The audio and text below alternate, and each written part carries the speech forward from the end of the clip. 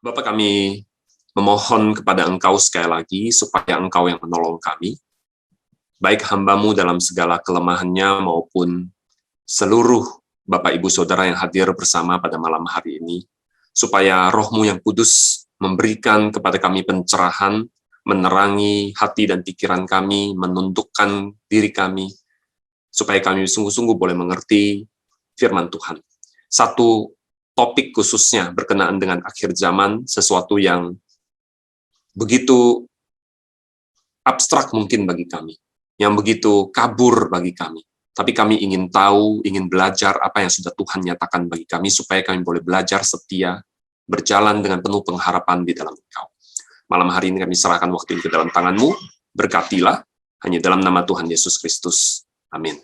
Amin. Baik, Bapak Ibu Saudara, saya akan mengajak kita untuk membaca satu bagian firman Tuhan yang menjadi dasar dari seluruh pembicaraan ini. Ya, saya tidak perlu susah-susah mencari karena memang hanya satu bagian firman Tuhan yang berbicara tentang milenialisme ini. Ya, kita buka bersama dari Wahyu pasal yang ke-20 ayat 1 sampai dengan 10. Izinkan saya untuk membacakannya bagi saudara sekalian. Wahyu 20 ayat 1 sampai dengan 10. Lalu aku melihat seorang malaikat turun dari surga, memegang anak kunci jurang maut dan suatu rantai besar di tangannya.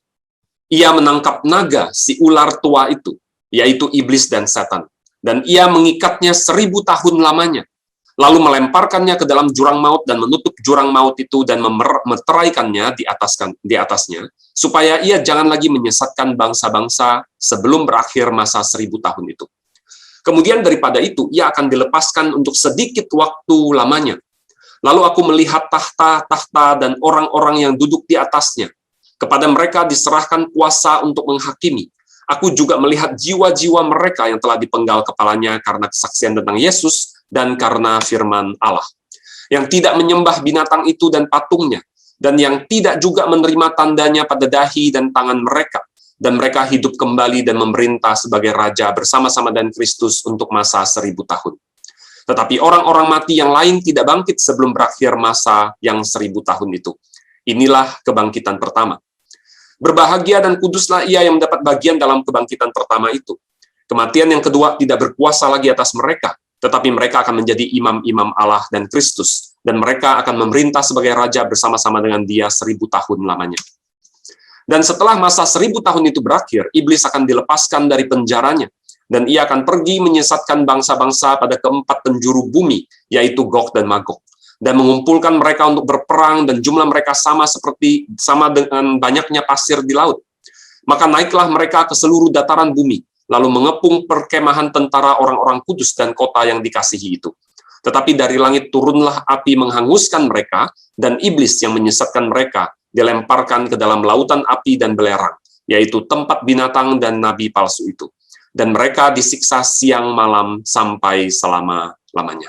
Demikian pembacaan firman Tuhan yang menjadi bagian pembahasan kita. Saudara, saya akan mendahului terlebih dahulu dengan menjelaskan beberapa terminologi. Ya, barangkali ada yang tidak terlalu familiar dengan itu. Terminologi yang pertama saya rasa adalah kita bicara soal doktrin akhir zaman, atau yang lebih akrab disebut dengan eskatologi. Ya, ini berasal dari bahasa Yunani, yaitu eskatos, terakhir, dan logos. Ya, jadi ini ilmu atau diskusi pembelajaran tentang hal-hal yang terakhir begitu. Apa menjadi tujuan dari kita belajar eskatologi ini adalah kita bersama-sama merenungkan masa depan yang ada, masa depan kita dalam rencana Allah, yang mempersiapkan kita untuk hidup sebagai rekan Allah di dunia ini, ya, dan juga kita bisa hidup dalam sukacita, ketaatan, dan penyembahan.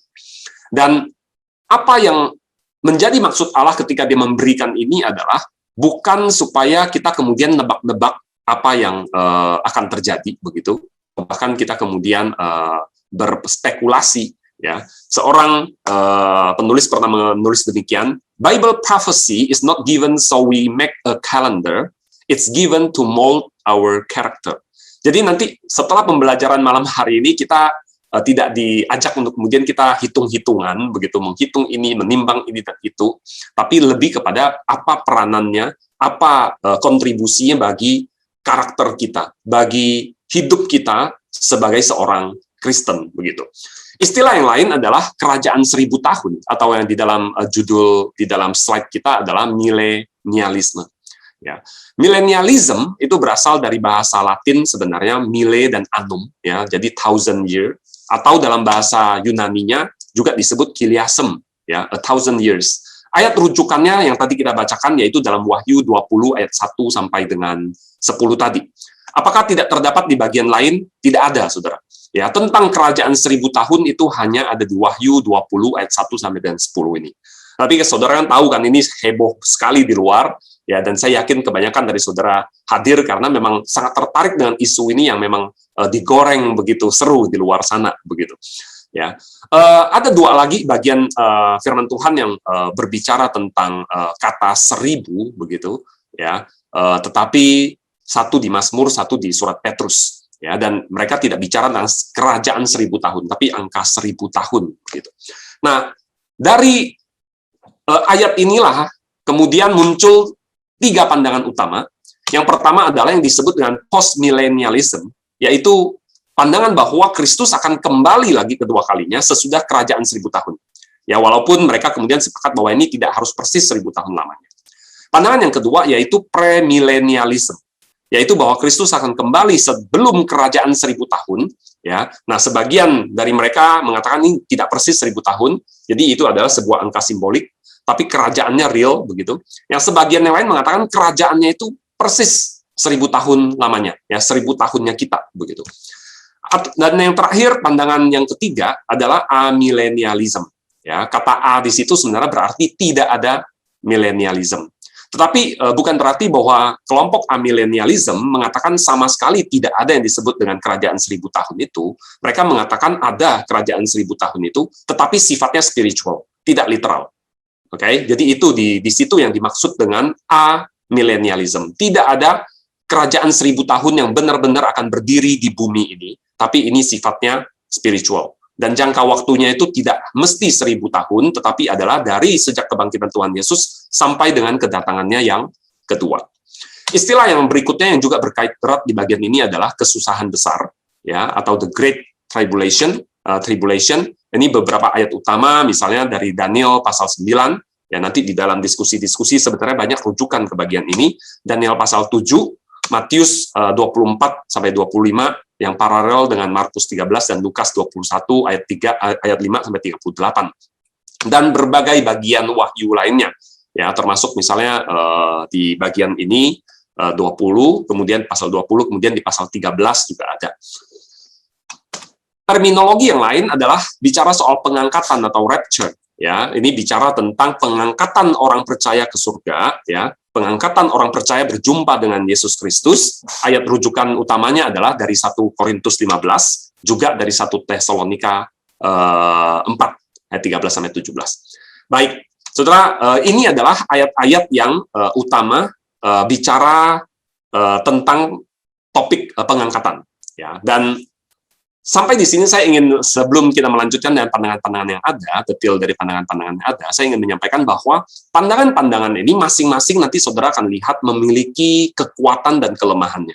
Ya, masing-masing mempunyai bagian ini sepertinya penafsirannya dia lebih tepat, yang ini mungkin tidak. Atau sebenarnya apa yang ditonjolkan, ditekankan oleh salah satu pandangan sebenarnya juga ada di pandangan yang lain, tetapi memang mereka tidak menjadikannya sebuah fitur yang sangat utama. Tapi di pandangan yang satunya ternyata di sana sangat utama sekali. Begitu. Itu nanti Saudara akan lihat. Maka ini jangan sampai kemudian menjadi satu topik yang memecah belah gereja. Satu topik ini harusnya kemudian membawa kita untuk melihat bahwa kita sama-sama melihat bahwa pengharapan di dalam Kristus itu benar-benar real. Dan memang perbedaan kita itu lahir dari beberapa alasan, nanti saya juga akan sampaikan, tapi bahwa perbedaan-perbedaan tersebut seharusnya tidak menjadi sesuatu yang cukup menjadi alasan untuk memecah belah kita, begitu ya. Oke, Saudara, kita akan masuk di pandangan yang pertama, yaitu post-millennialism. Ya, tadi seperti sudah saya katakan, post-millennialism ini percaya bahwa Kristus akan datang kembali sesudah kerajaan 1000 tahun. Tokoh-tokoh post-millennialism itu umumnya memandang bahwa berpendapat bahwa kerajaan 1000 tahun itu sudah dimulai sejak kebangkitan Yesus. Ya, sebagian mereka berpikir bahwa bukan sejak kebangkitan, tapi mungkin agak belakangan, tapi di satu titik tertentu, dan barangkali juga itu terjadi berangsur-angsur dan kita tidak tahu persis kapan kerajaan 1000 tahun itu dimulai. Ya, tetapi mereka pada umumnya sepakat tidak mesti literal 1000 tahun. Nah, post-mill mempunyai karakteristik bahwa mereka sangat optimis bahwa upaya penginjilan itu akan kemudian mengubahkan dunia demikian rupa, sehingga dunia kemudian akan menjadi begitu sejahtera, memasuki satu zaman keemasan, ya, dan itulah yang kemudian mereka pahami sebagai kerajaan 1000 tahun, yang akan berlangsung selama 1000 tahun lamanya, ya, tidak literal, ya, satu masa keemasan di mana di sanalah firman Tuhan itu masuk dalam kehidupan manusia, secara perekonomian mereka baik, secara perdamaian baik, secara spiritual mereka hidup dalam kondisi spiritual yang kaya, begitu. Tetapi kemudian menjelang akhir dari kerajaan 1000 tahun ini akan terjadi kemurtatan dan pergumulan antara kebaikan dan kejahatan yang demikian berat. Nah, di masa inilah mereka percaya di situ terjadi the Great Tribulation, begitu. Dan Kristus kemudian akan mengakhiri the Great Tribulation itu, ya, kesusahan besar itu dengan datang kembali, dan dia membangkitkan orang mati dan kemudian menghakimi seluruh dunia. Saudara, ini adalah yang dipercaya oleh postmillennialism. Apa masalah dari postmillennialism ini? Kerajaan 1000 tahun ini, terlepas dari apakah persis 1000 tahun atau bukan, itu hanya dicatat di Wahyu 20 ini, ya, ayat 1 sampai 10, ya. Dan tidak sangat konsisten, ya, ini masalahnya, ya, termasuk nanti premil juga Saudara akan lihat, tidak sangat konsisten dengan catatan Alkitab di bagian lain tentang kerajaan Mesias itu. Karena kerajaan Mesias itu dikatakan tidak akan berkesudahan. Ya, tidak ada catatan bahwa akan berakhir satu masa kemudian dilanjutkan lagi, tidak ada. Itu kelemahan yang pertama. Yang kedua, seperti premil juga, postmill ini kurang memperhatikan natur dari kerajaan Allah yang spiritual, begitu. Atau mungkin kita boleh katakan terlalu menekankan yang earthly, begitu, yang dunia. Itu sangat ditekankan oleh postmill. Hari ini postmill juga tidak sangat populer karena realita dunia itu tidak mendukung optimisme postmill. Tadi di awal saya sempat mengatakan bahwa postmill itu sangat optimis. Dia yakin bahwa pemberitaan firman Tuhan itu akan begitu luasnya, akan kemudian mengubahkan dunia ini menjadi begitu positif, begitu banyak orang percaya, bahkan mayoritas orang-orang percaya dan diselamatkan. Tapi kenyataannya hari ini postmill tidak sangat populer karena realita dunia itu tidak mendukung optimismenya postmill ini. Kita lihat bagaimana berbagai perang dunia mencabik-cabik dunia ini, kemudian ada kemerosotan moral yang luar biasa. Jelas bahwa dunia kita hari ini memasuki apa yang disebut orang-orang sebut sebagai post-Christian era, begitu. Ini adalah zamannya post-Christian, bukan zaman Kristen apalagi kemudian menjadi semakin Kristen. Jelas tidak. Lalu kita juga melihat bahwa orang-orang meninggalkan gereja, ya, dalam jumlah yang banyak, khususnya di Barat. Ya, memang sih kita bisa mengatakan bahwa orang Kristen kemudian banyak yang bertumbuh di Asia, di Afrika, ya. Tetapi kita melihat bahwa optimisme postmill yang mengatakan bahwa dunia akan sangat kemudian dominan Kristen itu kelihatannya tidak terjadi demikian. Dan postmill juga berlawanan dengan Alkitab dalam hal ini, karena kelihatannya Alkitab menunjukkan bahwa di menjelang masa akhir, begitu, ya, menjelang akhir zaman itu gereja bahkan akan semakin bobrok, ya. Dan pada saat itulah Tuhan akan datang menghakimi, kan begitu. Ya, jadi postmill tidak cocok dalam hal ini. Kita akan masuk melihat pandangan yang kedua. Pandangan yang kedua disebut dengan premillennialism, ya. Dan premillennialism ini sebenarnya mempunyai banyak sekali varian-variannya. Ada yang disebut dengan historic premillennialism, ya. Awalnya mereka hanya memakai nama premillennialism, tapi ketika muncul kelompok dispensasi, mereka merasa mereka harus membedakan diri, begitu. Lalu kemudian yang disebut dengan dispensational premillennialism. Dispensational premill ini adalah satu variasi yang sangat dikenal, ya. Ajarannya itu sangat masuk ke akar rumput sampai di mana-mana karena seringkali diangkat dalam buku-buku populer dan sebagainya, dan banyak dalam tanda kutip kontroversi yang terjadi, sehingga sangat dikenal oleh orang. Ya, tapi sebenarnya dispensasional ini pun terdiri dari berbagai haluan begitu. Ada yang kita sebut dengan classical dispensationalism, ada revised dispensationalism, ada juga progressive dispensationalism, bahkan ada yang disebut dengan reductional dispensationalism, dan ada beberapa varian lagi begitu, saudara. Nah, tokoh-tokoh saya akan mulai dari historik dulu. Ya, mereka mengklaim diri sebagai historik premillennialism karena tokoh-tokoh mereka katakan ini berasal dari para bapak gereja. Ya, ada Justin Martyr di sana, ada Irenaeus di sana. Ya, secara khusus di dalam pandangan ini mungkin yang sangat kuat adalah Irenaeus begitu. Dan tokoh yang lebih kepada zaman sekarang yang memegang pandangan ini adalah George Lett, ya, G.E. Lett. Ya. Nah, pandangan ini juga dikenal sebagai post-tribulational premillennialism. Karena pandangan ini percaya ada kesusahan besar, dan ini terjadi sebelum kerajaan 1000 tahun itu. Ya. Nah, historik premil ini percaya bahwa kitab Daniel dan kitab Wahyu itu menjadi petunjuk perjalanan sejarah gereja. Ya. Perjalanan dunia ini menurut mereka berdasarkan pembacaan kitab tersebut itu akan berpuncak pada suatu periode kesusahan besar dan kedatangan Kristus yang kedua. Ya. Nah, ketika kesusahan besar itu terjadi dan kemudian Kristus kembali, pada saat itulah dia kemudian akan mendirikan suatu kerajaan di bumi dan kemudian memerintah selama 1000 tahun. Dia akan bangkitkan orang-orang percaya, ya, untuk memerintah dengannya, membangkitkan orang percaya, mengangkat orang percaya untuk memerintah bersama dengan dia di surga, begitu. Iblis kemudian akan dilemparkan ke dalam jurang maut selama 1000 tahun. Selama kerajaan 1000 tahun itu, dunia akan dipenuhi oleh kebenaran, damai sejahtera, keadilan. Oke, jadi kalau saudara tadi ingat, bandingkan, bedanya adalah kalau yang postmil itu akan zaman keemasan lebih dahulu, baru kemudian Kristus datang. Kalau di sini kesusahan besar, Kristus datang, baru kemudian ada sebuah damai sejahtera dalam kerajaan 1000 tahun itu. Nah, di akhir dari kerajaan 1000 tahun, iblis yang tadi sudah diikat itu kemudian akan dilepaskan dari jurang maut, dan Kristus akan memerangi dan kemudian menaklukkannya. Baru setelah itu, semua orang percaya akan dibangkitkan dari kematian, dan Allah akan menghakimi mereka berdasarkan perbuatan mereka. Ini yang dipahami oleh historik premil. Dan setelah penghakiman terakhir inilah semua akan memasuki, semua orang percaya maupun yang tidak percaya itu akan masuk ke dalam kekekalan. Ya, ada yang ke surga dan ada yang di neraka begitu. Nah, saudara, satu pandangan lain lagi yang sebenarnya relatif muda di kubu premil ini adalah dispensational premil. Ya. Sangat mudah karena baru digagas, baru dipopulerkan, baru disampaikan itu di abad ke-19, ya, di pertengahan abad ke-19. Tokohnya adalah, kalau saudara baca buku-buku tertentu, ya, John Nelson Darby, dia adalah seorang tokoh dari Plymouth Brethren. Ya, ini adalah orang-orang Kristen pertama di Amerika yang datang dari Inggris begitu. Atau misalnya saudara baca Scofield, ya, ada Alkitabnya Scofield Bible, ya, Darby's Bible, ya, kemudian juga Louis Sperry Chafer. Itu adalah tokohnya classical dispensationalism.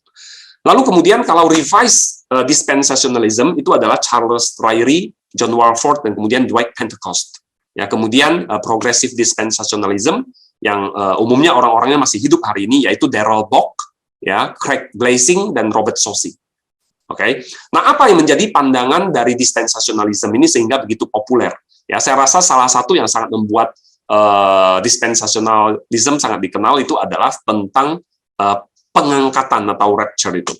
Saudara barangkali pernah tahu buku ini, Left Behind, ya, serial Left Behind oleh Tim LaHaye dan Jerry Jenkins. Ya, buku-buku ini begitu terkenal, bahkan kemudian dibikin film, ya, yang main Nicolas Cage kalau nggak salah, ya.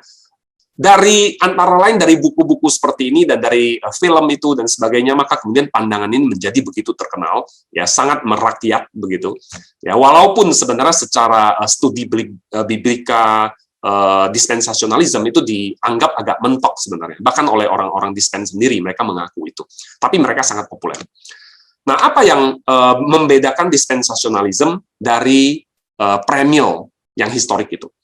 Kalau historik premil itu, dia hanya percaya bahwa Kristus akan datang setelah masa kesusahan besar itu, kemudian akan ada kerajaan 1000 tahun, dan setelah itu, kemudian Kristus akan menghakimi dunia ini. Ya, tetapi dispensationalism premill itu berbicara tentang dua rencana keselamatan. Satu rencana keselamatan untuk Israel, dan satu lagi rencana keselamatan yang kedua itu untuk gereja. Ya. Dan juga dua kali kedatangan Kristus. Yang pertama itu untuk mengangkat gereja, dan kemudian yang kedua untuk seluruh dunia. Oke, itu bedanya. Dispensationalism premill juga membaca seluruh Alkitab secara historik. Bahkan mereka membagi seluruh Alkitab itu sebagai satu buku tentang the whole history. Ya, jadi Alkitab itu dari awal sampai akhir ini berbicara tentang seluruh sejarah dunia sejak dunia dijadikan sampai dengan nanti dunia berakhir. Itu yang mereka pahami. Mereka ada yang membaginya menjadi 3 masa, ada yang 7, ada yang 9, ada yang bahkan puluhan, begitu 30-an dan sebagainya. Nah, salah satu yang populer, ya saya akan coba sampaikan secara cepat. Mereka membaginya ke dalam 7 dispensasi atau 7 masa. Yang pertama adalah dispensation of innocence, kemudian dispensation of conscience, dispensation of human government, dan kemudian dispensation of promise. Ya, jadi kalau saudara perhatikan, yang satu adalah sejak masa penciptaan, kemudian ketika Adam dan Hawa diusir sampai dengan kejadian air bah, lalu kemudian dispensation of human government, di mana kita melihat keturunan dari manusia itu kemudian berkembang, menyebar kemana-mana, dan kemudian yang keempat dispensation of promise, ini adalah sejak Abraham, ya pasal Kejadian 12 sampai dengan Keluaran. Lalu kemudian saya rasa saya akan skip bagian ini yang cepat dan kemudian masuk ke dispensasi kelima. Ini adalah dispensation of law, ya, yaitu sejak Allah memberikan hukum Taurat itu kepada Musa, ya makanya ada yang sebut juga dispensation of Moses law begitu ya. Nah, di bagian ini mereka katakan disinilah kemudian rencana Allah kepada Israel itu dijeda, yaitu sejak Keluaran sampai dengan kematian Kristus. Nah, ketika Kristus mati, rencana ini, masa ini kemudian mengalami sebuah pause begitu. Ya, rencana keselamatan Allah bagi Israel, kan tadi saya katakan ada 2 rencana keselamatan Allah kan. Satu bagi Israel, satu bagi gereja. Nah, rencana keselamatan Allah bagi Israel itu sampai kematian Kristus itu ditunda dulu. Ditunda dulu, lalu kemudian Allah memulai rencana keselamatan bagi gereja. Ya. Nah, masa gereja ini akan berakhir nanti ketika Allah mengangkat orang percaya di rapture, pada saat rapture. Setelah rapture itu terjadi, baru kemudian Allah akan resume, akan lanjutkan lagi rencana keselamatannya dia bagi Israel.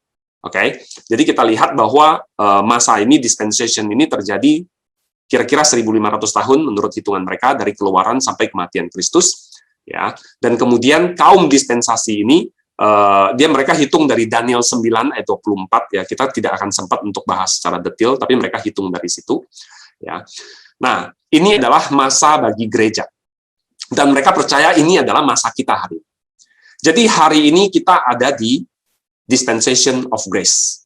Ya, sebagian menunjuk kepada ayat Lukas 22 ayat 20 yang di mana Tuhan Yesus dalam perjamuan malam terakhir mengatakan inilah calon perjanjian baru ya yang meterai oleh darahku begitu. Ya, ini yang mereka pahami. Menurut mereka pengangkatan itu akan terjadi. Kenapa? Kenapa zaman gereja, masa dispensation of grace ini harus diakhiri dengan pengangkatan orang percaya? Karena begini, karena orang percaya harus dihindarkan dari kesusahan besar yang segera menyusul. Ada 7 tahun kesusahan besar. Ya. Tapi juga mereka sebagian berpikir bukan saja hanya menghindarkan orang percaya dari kesusahan besar, tetapi adalah bahwa didasari pemikiran begini. Orang percaya itu kan disertai oleh Roh Kudus. Sementara, kalau Roh Kudus masih ada di bumi, kesusahan besar itu nggak akan terjadi.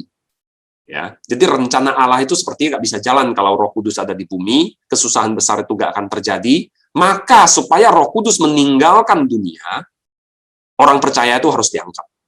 Orang percaya diangkat dan kemudian Roh Kudus kembali juga, ya, dan maka kemudian kesusahan besar akan terjadi. Dan orang Kristen, orang percaya sudah tidak ada di bumi lagi untuk merasakan penderitaan itu begitu. Nah, mereka mempunyai beberapa variasi juga tentang kapan rapture itu terjadi.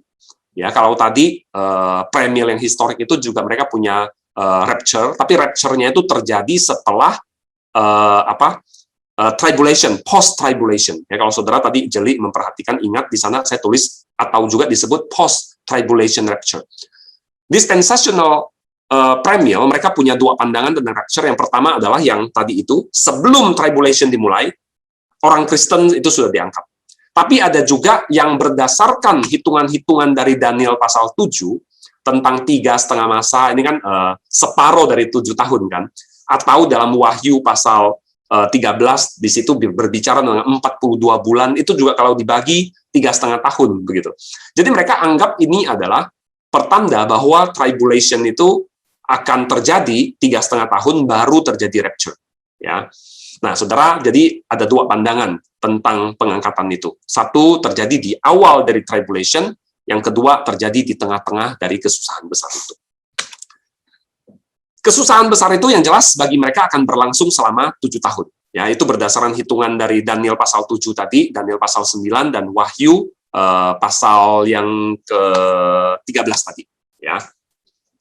Selama masa tersebut, ya, mereka percaya bahwa di masa 7 tahun inilah kemudian yang disebut dengan antikristus, ya, itu akan kemudian merajalela dan akan menimbulkan kesulitan yang sangat besar, dan juga bahkan Allah sendiri akan melepaskan murkanya atas manusia, yang menghukum manusia yang tidak percaya, yang mereka yang selama ini mempunyai tanda dari binatang itu dan sebagainya. Dan setelah 7 tahun ini lewat, baru kemudian Kristus akan datang untuk memerintah selama 1000 tahun lamanya. Ya. Pada umumnya kaum dispensasional premil inilah yang percaya bahwa kerajaan 1000 tahun itu persis 1000 tahun. Ya. Mereka percaya bahwa ini persis 1000 tahun. Kerajaan 1000 tahun ini adalah penggenapan janji Allah kepada orang Yahudi. Ya, mereka sangat menekankan sekali kaum dispensasional premil ini, ya, tidak seperti kelompok-kelompok lain, itu sangat menekankan bahwa rencana Allah bagi Israel itu harus digenapi seluruhnya. Ya, karena mereka membaca Alkitab sangat literal. Kalau Allah berjanji bahwa dia akan mendudukkan seorang keturunan Daud di atas tahta Daud, maka itu benar-benar harus terjadi. Waktu Yesus Kristus datang ke dalam dunia, kan dia tidak pernah benar-benar duduk di tahta di Yerusalem. Jadi menurut mereka itu belum terlaksana. Itu sebabnya kemudian mereka memikirkan, membaca Alkitab itu dan mengatakan ini ada rencana bagi gereja yang terhenti, dan baru kemudian akan dilanjutkan setelah masa gereja, ya, dalam bentuk kerajaan 1000 tahun itu. Ya, karena bagi mereka di kerajaan 1000 tahun inilah Allah benar-benar akan mendudukkan Yesus Kristus duduk di atas tahta Daud di Yerusalem, benar-benar di Yerusalem. Benar-benar memerintah sebagai raja atas sebuah kerajaan di bumi. Itu yang dimengerti oleh dispensational premil, saudara. Nah, orang-orang yang boleh memasuki kerajaan ini adalah orang-orang percaya dari dispensation of grace, yaitu orang-orang Kristen, begitu. Lalu juga adalah orang-orang yang tetap setia selama kesusahan besar. Ya, jadi selama 7 tahun itu antikristus bergerak kemana-mana, ya, mencoba untuk menyesatkan orang dan sebagainya, begitu. Dan juga ketika Allah mencurahkan cawan murkanya dan sebagainya, nah, orang-orang yang tetap setia pada masa 7 tahun itulah mereka yang boleh masuk ke dalam kerajaan 1000 tahun itu. Dan juga adalah orang-orang kudus dari perjanjian lama yang diselamatkan, yang juga turut dibangkitkan untuk hidup pada masa ini. Nah, saudara, selama masa 1000 tahun ini, ya, iblis tidak bisa kemana-mana, ya, dan tidak akan bisa menyesatkan bangsa-bangsa. Maka dunia ini akan sangat damai, begitu, sejahtera, ya, tidak ada pekerjaan iblis di dalamnya. Tetapi kemudian dispensasi ini akan diakhiri dengan penghakiman terakhir. Ya, setelah 1000 tahun ini berlalu, maka kemudian Allah akan melepaskan iblis itu, dan kemudian dia akan menghukum iblis dan para pengikutnya, ya, dan kemudian baru akan disusul oleh langit dan bumi yang baru. Satu lagi, ya, saya rasa saya perlu menyinggung sedikit, progressive dispensationalism ini usianya mungkin sekitar 20 tahunan, ya, 20-25 barangkali, ya, paling lama. Para pendukungnya itu, kalau saudara tadi baca nama Darrell Bock, ya, Craig Blazing, itu orang-orang ya mungkin 60-an tahun begitu, relatif muda lah, dan mereka lah yang penggagas dari progressive dispensationalism ini. Bedanya progressive dispensationalism dengan classical itu apa? Mereka percaya bahwa Kristus saat ini sudah bertahta di atas tahta Daud. Ya, walaupun dia masih ada di surga, dia duduk di sebelah kanan Allah, yang dia duduki itu adalah tahtanya Daud.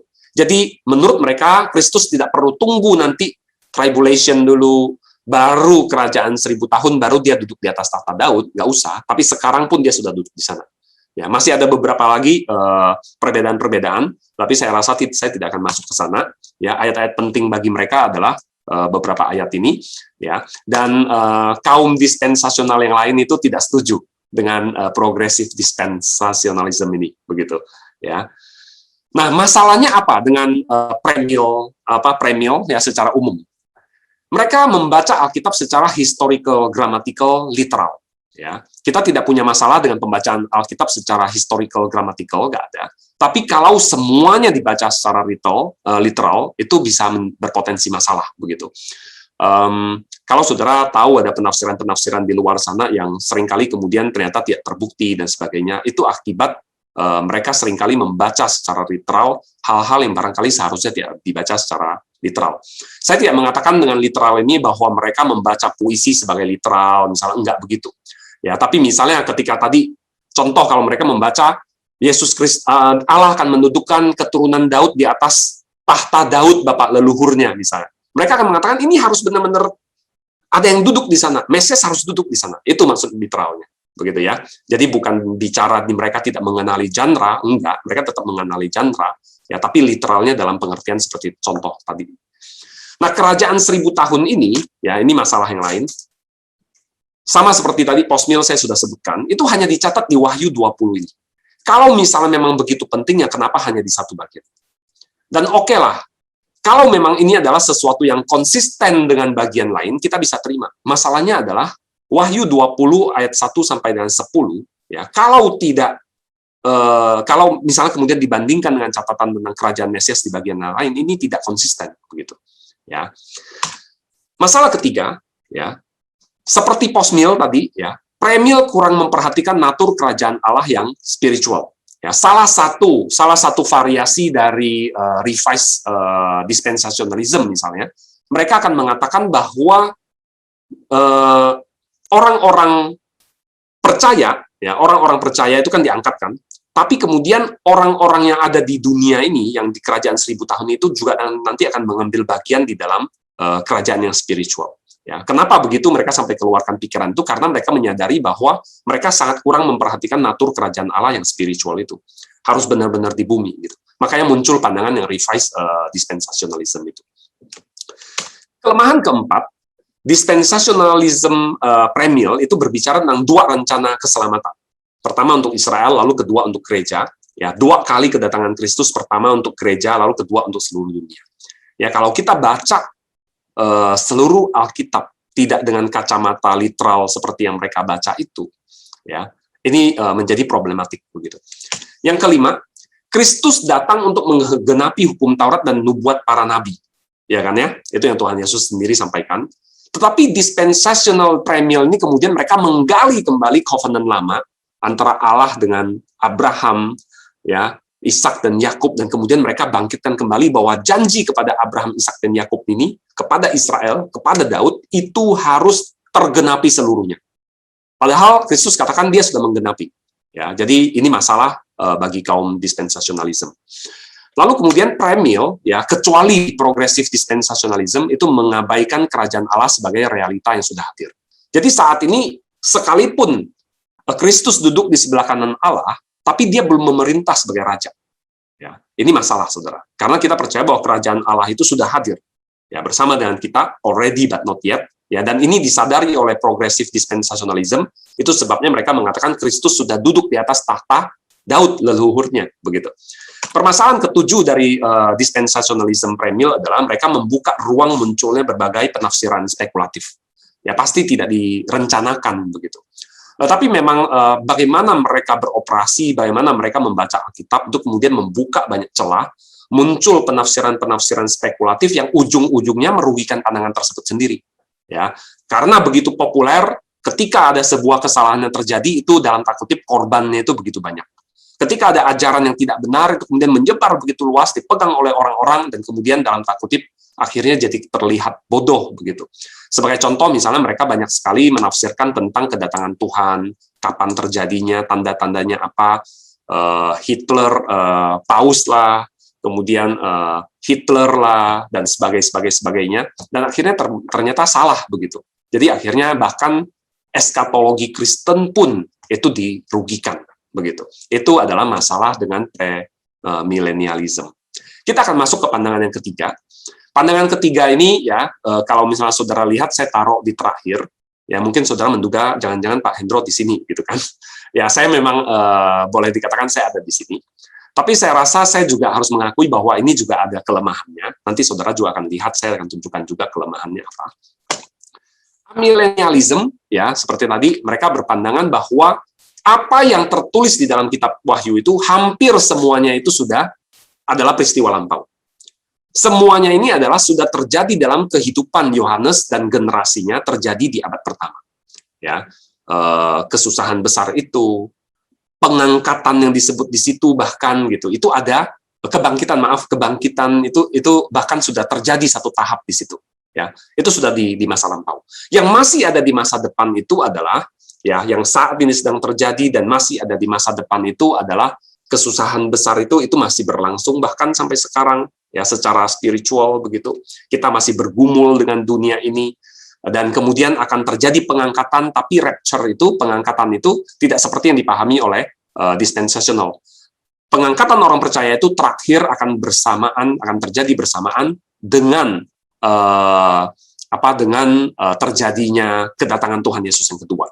Ya, jadi kalau saudara perhatikan, Amil itu sangat memperhatikan bahwa kitab Wahyu ini terdiri dari 3 genre. Ini surat, ya. Jadi pasal pertama mereka katakan ini bicara tentang apa yang sudah terjadi.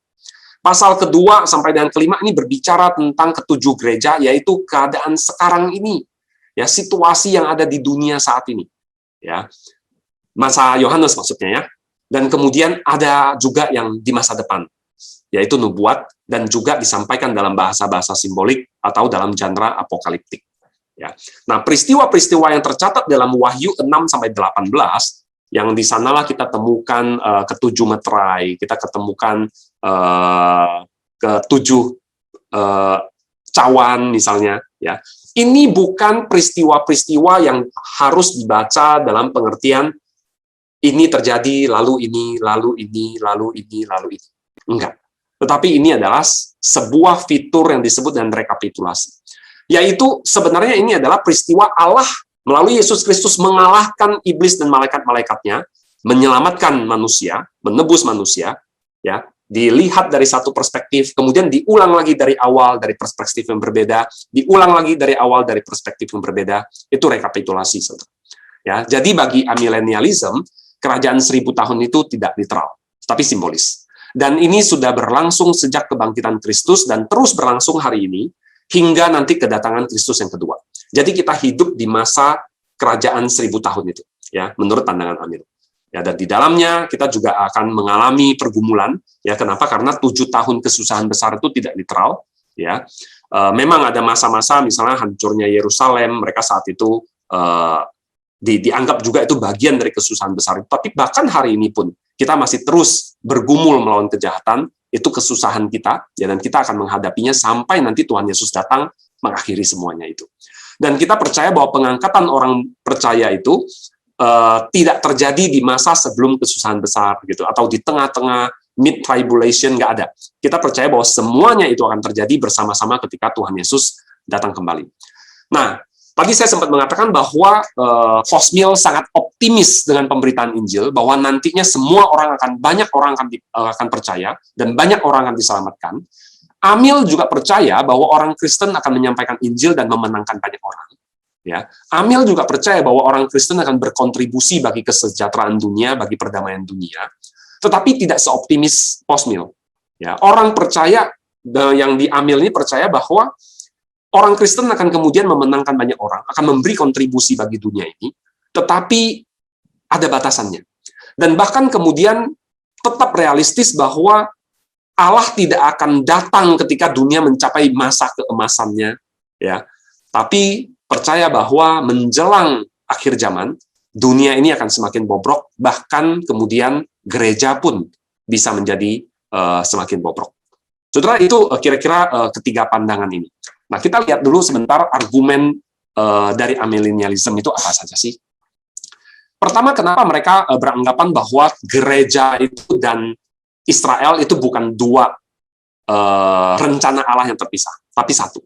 Ya, karena Kristus itu adalah hamba Allah yang menderita, Israel yang sejati.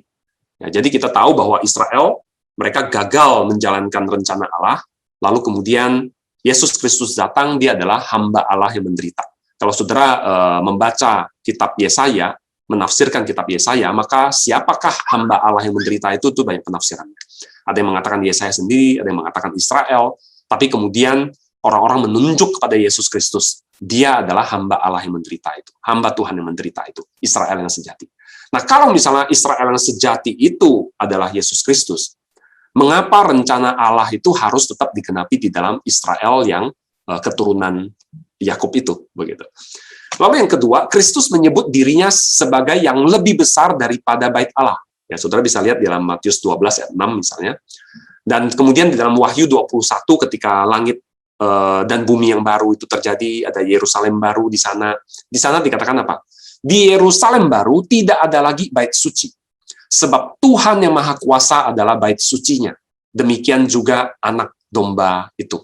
Ya. Maka kenapa kita harus berpikiran seperti dispensasionalisme premil yang mengatakan bahwa bait Allah pun harus didirikan kembali, kurban-kurban yang seperti perjanjian lama pun harus diulang lagi, ya semua itu harus terjadi dalam kerajaan 1000 tahun. Itu menurut dispensasionalisme.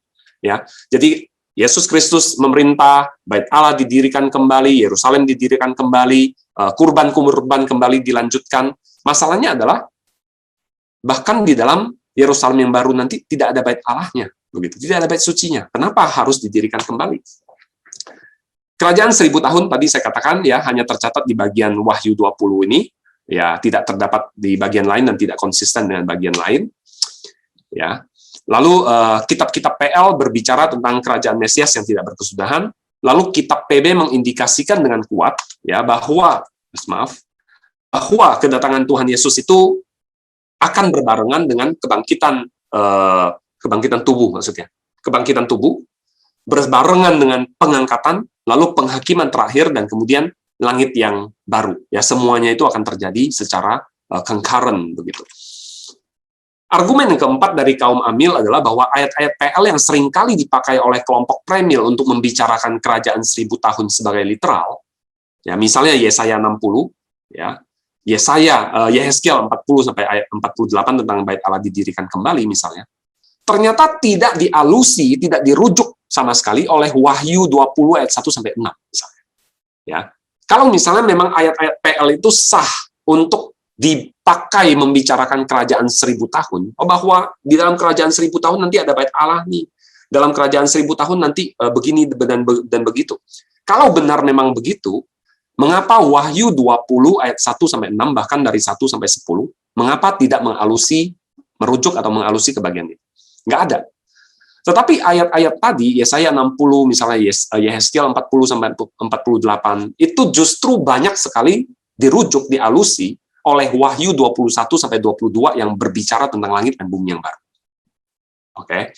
Dan kemudian yang kelima, ya, Wahyu pasal 6 dan seterusnya itu dianggap lebih konsisten dilihat sebagai perulangan dari peristiwa yang sama. Yang tadi saya katakan itu. Dilihat dari kacamata ini, satu kisah selesai, ditutup, kemudian dilihat lagi dari sudut yang lain, dituliskan lagi, kemudian dilihat lagi dari sudut yang lain, ditutup lagi, ya. Tapi menggambarkan peristiwa yang sama. Memang ada perulangan-perulangan begitu. Tapi barangkali ini menjadi sebuah seperti penekanan tentang kemenangan itu, kehancuran si setan itu, begitu ya. Yang keenam, ya, penafsiran bahwa gereja adalah kelanjutan dari rencana Allah bagi Abraham, Ishak dan Yakub, ya, bagi Israel sampai kepada Yesus Kristus ini jauh lebih konsisten. Ya, jadi Allah mempunyai satu buah rencana, ya. Sejak kekekalan dia mempunyai satu buah rencana keselamatan, dia tidak pakai ganti rencana keselamatan A bagi Israel, lalu kemudian dia pause dulu, kemudian dia lanjutkan dengan gereja, baru setelah gereja selesai dengan rapture, dia lanjutkan dengan rencana lainnya. Tidak begitu.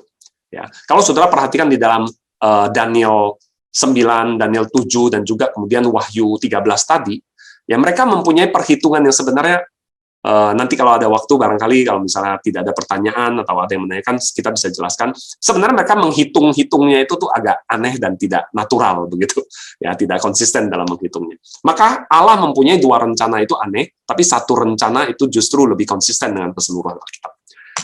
Terakhir, Amil percaya bahwa gereja juga berdampak positif bagi dunia melalui amanat agni. Ya, tetapi menjelang akhir zaman, dunia bahkan gereja akan semakin bobrok. Ya, dan hal ini saya rasa kita bisa katakan ini cocok dengan kondisi dunia hari ini, bukan?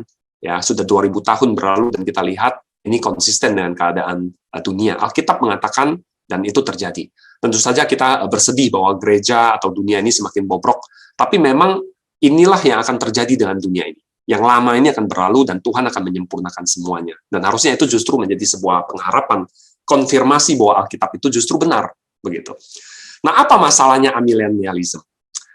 Yang pertama, saudara, pemahaman Amil tentang simbol-simbol dalam kitab Wahyu itu dipandang terlalu simplistik.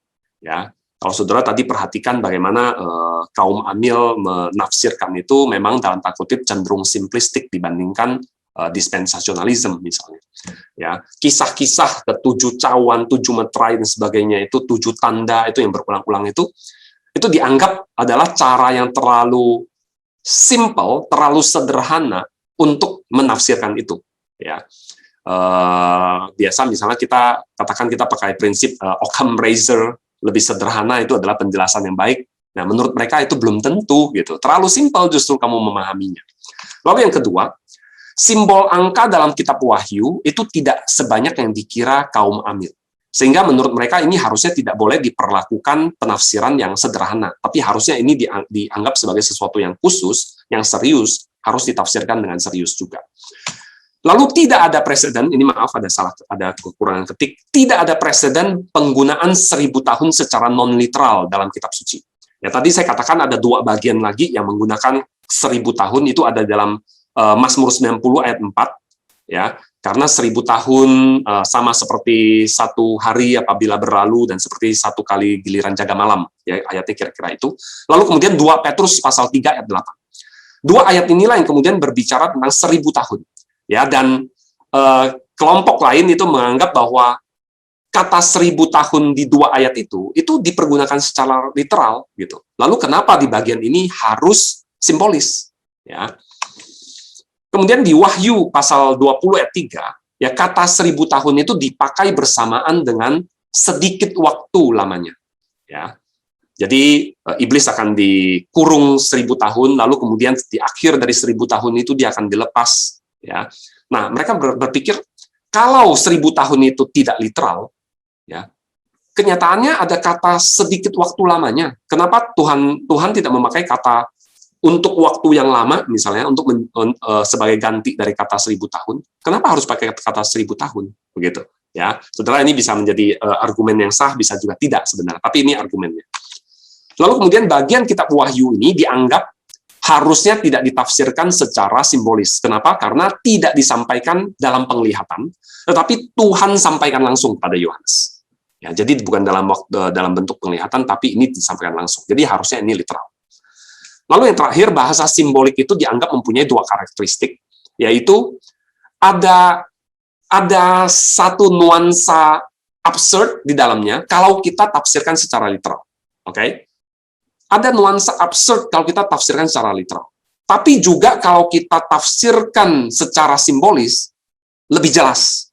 Nah, bagi mereka, orang-orang yang mengkritik pandangan Amil ini, mereka mengatakan bahwa kerajaan 1000 tahun itu, kalau ditafsirkan secara simbolis di bagian ini, ya, itu tidak menjadi lebih jelas, ya, tidak menjadi lebih terang. Ya, itu menurut para kaum yang mengkritik begitu ya. Kaum Amil tentu saja mengatakan ini justru lebih terang ketika ditafsirkan secara simbolis. Tapi bagi mereka ini tidak menjadi lebih terang. Justru secara literal ini lebih jelas. Oke, itu adalah masalah amilenialisme. Izinkan saya untuk summarize sebentar pandangan keempat tiga sebenarnya ya, tapi kira-kira dispensationalism agak berbeda sedikit saya sampaikan. Saudara sebenarnya bisa dapatkan skema ini di internet banyak sekali ya, dan bahkan ada yang kemudian menyajikan yang varian-variannya juga. Ini adalah postmillennialism ya, bahwa kerajaan 1000 tahun itu akan dimulai di satu masa ya, ketika dunia mencapai masa keemasan, lalu kemudian Kristus akan datang untuk menghakimi. Oke? Pengangkatan orang percaya terjadi di sini. Tapi postmillennialism percaya ada kerajaan 1000 tahun itu secara literal. Panjangnya berapa memang tidak mesti 1000 tahun. Pandangan yang kedua tadi ya, post-tribulational premillennialism atau historic premill, mereka mengatakan nanti akan ada satu masa tribulation ya. Berapa lama itu mereka juga masih bisa dinego begitu. Lalu kemudian akan datanglah Yesus Kristus, lalu kemudian dia memerintah selama 1000 tahun, ya, bisa juga 1000 benar-benar atau tidak mesti, ya. Tapi kemudian baru diakhiri dengan penghakiman terakhir. Tidak ada pembedaan antara Israel maupun gereja. Ya, keduanya itu masih diadili dan sebagainya berbarengan begitu. Tidak ada dua rencana, tidak ada dua kali kedatangan, nggak ada. Tapi kemudian dispensationalism, ya. Mereka melihat bahwa rencana Allah bagi Israel itu benar-benar harus digenapi. Tidak ada nego-negoan. Ini harus. Maka banyak sekali janji-janji Allah di dalam perjanjian lama itu yang secara literal belum digenapi, itu harus terjadi di dalam kerajaan 1000 tahun itu. Harus terjadi. Maka ketika Yesus Kristus datang, itu sebenarnya Allah sedang memulai satu masa yang baru. Ya, ini satu masa yang baru, dispensation of grace. Ya, dispensation of grace terjadi, dan baru akan berakhir ketika rapture terjadi, orang Kristen diangkat. Kenapa orang Kristen diangkat? Supaya tidak mengalami tribulation, tidak mengalami kesusahan besar, dan juga supaya Roh Kudus meninggalkan dunia, dan tribulation itu bisa terjadi. Supaya si antikristus itu bisa beroperasi. Supaya si antikristus itu kemudian bisa menyesatkan dunia ini, begitu kan? Nah, baru setelah 7 tahun berakhir, datanglah Yesus Kristus, bersama dengan orang-orang kudus yang diangkat tadi itu di saat rapture, ya, untuk memerintah bersama di dalam kerajaan 1000 tahun ini. Di dalam kerajaan 1000 tahun inilah Yerusalem didirikan kembali, Bait Allah didirikan kembali, persembahan-persembahan, ritual-ritual di Bait Allah dijalankan kembali selama 1000 tahun lamanya. Orang-orang tidak percaya tidak bisa masuk ke dalamnya. Yang bisa masuk ke dalam kerajaan 1000 tahun ini adalah orang-orang percaya dari gereja, ya, dari dispensation of grace itu.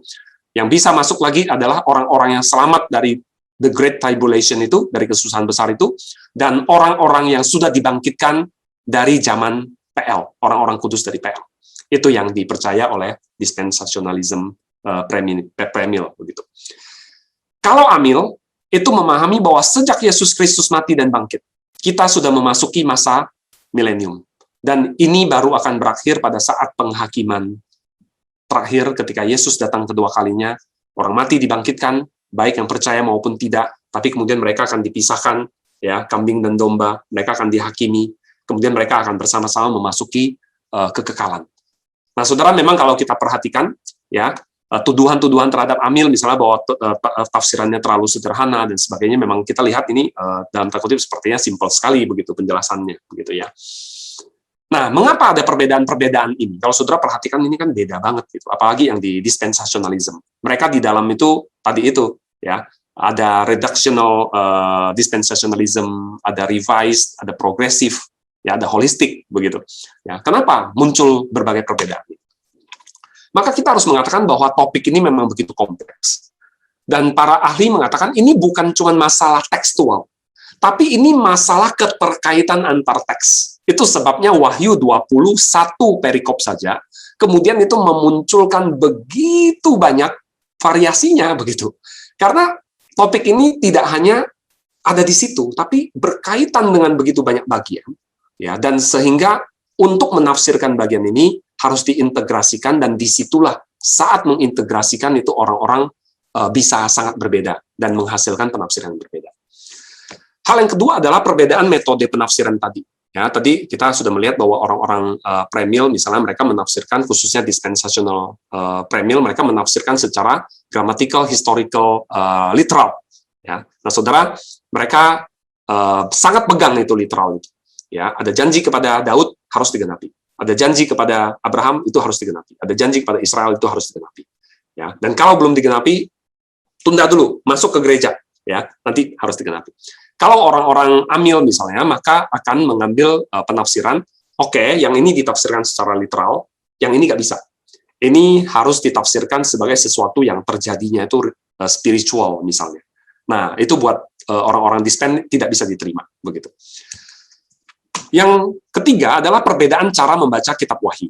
Ya, ada 4 cara, yaitu preteris, ya, dari kata praeter yang artinya past, bahwa kitab Wahyu itu terjadi di masa lalu. Ya, tadi misalnya amil mereka memahami bahwa apa yang ditulis dalam kitab Wahyu itu terjadi di masa lalu. Ya, preteris sendiri terdiri dari full preteris bahwa semuanya itu terjadi di masa lalu. Ya, ada partial preteris bahwa sebagian terjadi di masa lalu, hanya menyisakan sebagian di masa depan. Atau futuris, mereka mengatakan bahwa apa yang tertulis di dalam kitab Wahyu itu adalah sebuah petunjuk akan apa yang terjadi di masa depan. Ya, tentu saja masa depannya kitab Wahyu itu kan sebagian sudah di masa lalu kita, begitu kan? Nah, tapi bagi mereka ini adalah sesuatu yang menunjuk ke masa depannya Yohanes, begitu, ke masa depannya gereja abad pertama. Atau mereka membacanya secara historis, begitu, historisis.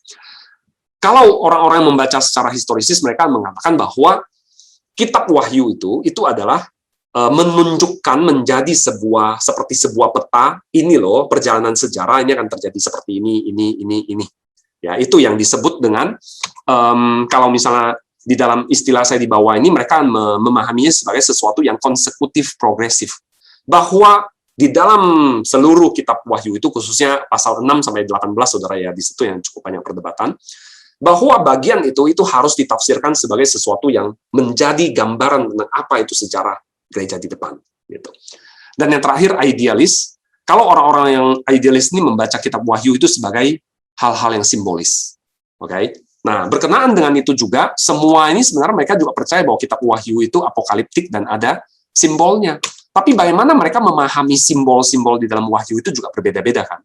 Misalnya tadi tentang 1000 tahun itu, ya, mereka bisa sangat berbeda gitu dalam memahami itu, walaupun tahu ini adalah kitab apokaliptik. Dan apakah mereka membaca Wahyu khususnya pasal 6 sampai 18 itu sebagai sesuatu yang konsekutif progresif atau concurrent recapitulation? Ya, itu perbedaannya. Lalu mereka juga berbeda dalam hal melihat relasi antara PL dan PB, ya, perjanjian lama dan perjanjian baru. Apakah perjanjian baru dan perjanjian merupakan sebuah penjelasan atau explanatory dari PL, bahwa PB itu sebenarnya mengungkapkan apa yang masih tersembunyi di PL, ya, atau ini adalah sebuah komplement, bahwa PL itu berjalan, kemudian PB itu melengkapi, itu adalah seperti kelanjutannya, begitu, seperti sesuatu yang menambahkan, ya, itu jadi berbeda, Saudara. Lalu kemudian perbedaan pandangan mengenai fungsi dari tipologi. Kita tahu di dalam perjanjian lama itu banyak sekali tipologi. Nah, apakah tipologi itu adalah sebuah shadow atau sebuah pattern? Kalau dia adalah sebuah shadow, artinya dia menjadi bayang-bayang. Ketika yang asli itu muncul, yang bayang-bayang ini sudah tidak diperlukan, gitu. Ya, kalau Saudara ingat surat Paulus, dia sempat pernah mengatakan, ya, kalau hukum Taurat itu misalnya itu adalah seperti penuntun, gitu kan. Ketika yang asli itu datang, yang penuntun itu nggak perlu lagi, begitu. Nah, itu kalau dia memahaminya sebagai shadow. Kalau dia memahaminya sebagai pattern, maka misalnya penafsiran orang-orang dispensasi tentang bait Allah. Bait Allah yang ada di zaman manusia itu, zaman Salomo, dan seterusnya, itu harus menjadi sebuah pattern bagi kerajaan 1000 tahun itu. Ya, harus berulang di sana, harus ada bait Allah, harus ada kurban dan sebagainya. Itu yang menyebabkan banyak perbedaan, Saudara. Jadi Saudara lihat bahwa memang sebenarnya ini semua muncul karena memang para ahli ini mereka sebenarnya memang sangat serius begitu di dalam mencoba untuk memahami Alkitab secara setia. Ya, jadi kalau Saudara lihat sebenarnya tidak ada satupun di antara mereka yang misalnya sengaja untuk bikin kacau, sengaja untuk bikin kita bingung begitu. Tapi memang ini upaya mereka untuk benar-benar memahami Alkitab secara setia. Sayang sekali memang kemudian kita jadi sangat dibingungkan dengan berbagai penafsiran, dan sangat disayangkan bahkan kemudian ada yang secara tidak sengaja dipakai oleh orang tertentu kemudian memunculkan pandangan-pandangan yang cukup menyesatkan juga, begitu. Sayang sekali. Tapi ya mungkin inilah realita dunia kita yang tidak sempurna, yang memang belum Tuhan genapi seluruhnya, begitu.